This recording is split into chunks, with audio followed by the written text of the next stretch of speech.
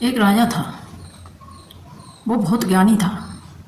वो सब पशु पक्षी सबकी आवाज़ बोल देता, निकालता था और सबकी भाषा को पहचानता था। चींटी हैं, चींटा हैं, पशु पक्षी हैं, हिरण, सबकी भाषा को जानता था। तो एक दिन चींटी चींटा में बात हो रही थी, तो दोनों चुगने जा रहे थे, बाहर निकलने को, खाने को जा रहे थे। तो चींटी और चींटा बातचीत कर रहे थे, तो वो राजा सुन रहा था। तो उनकी बातों पर राजा हंस रहा था।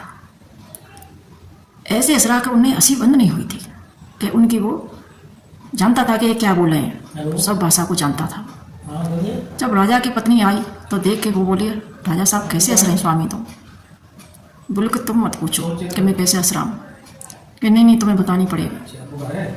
तो उसको ये वरदान लगा था कि अगर राजा ने पशु पक्षी की ये भाषा जानता था, किसी को बता दी तो उस दिन वो पत्थर का हो जाएगा। राजा ने कहा कि मैं तुम्हें नहीं बता सकता कि मैं क्यों हंस रहा हूँ। कि नहीं स्वामी, तुम्हें बतानी होगी। अगर तुम नहीं बताओगे तो मैं जब तक खाना नहीं खाऊंगी। कि रानी ऐसा मत करो, तुम मुझको खो दोगी, तुम्हारा सुहाग उजड़ जाएगा। अगर मैंने तुमको बता दिया तो मैं जिंदा नहीं रहूंगा।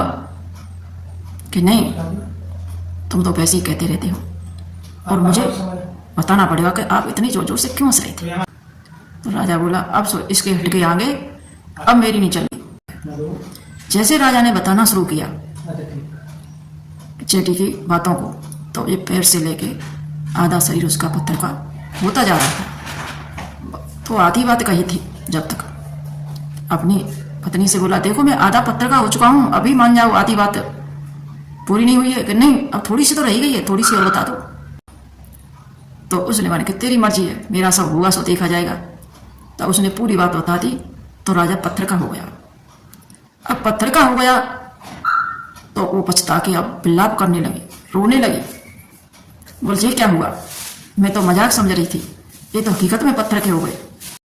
तो त्रिया हट और बाल हट ये बहुत बुरी होती है। पर बाल हट तो ऐसी होती है कि वो तो अज्ञान होता है, बाल हट।